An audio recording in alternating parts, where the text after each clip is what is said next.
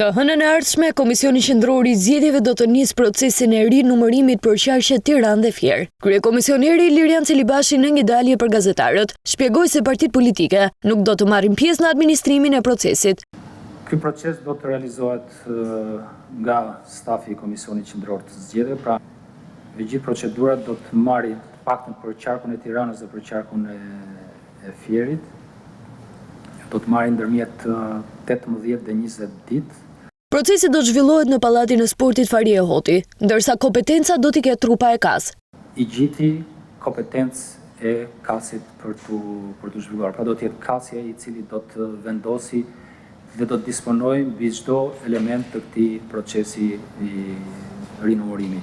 Kreu i KQZ shpjegoi se për rinumërimin nuk do të nevojiten fonde shtesë, pasi janë kursyer para nga kontrata me postën DHL, që dërgoi materialet zgjedhore në diasporë.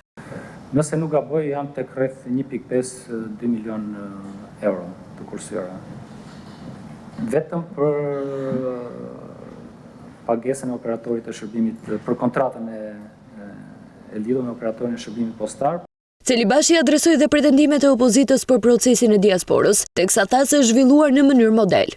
Ka patur problematika, por duke kalkuluar dhe efektin e këtyre problematikave, mendoj që procesi i votimit nga jashtë është zhvilluar në mënyrë model.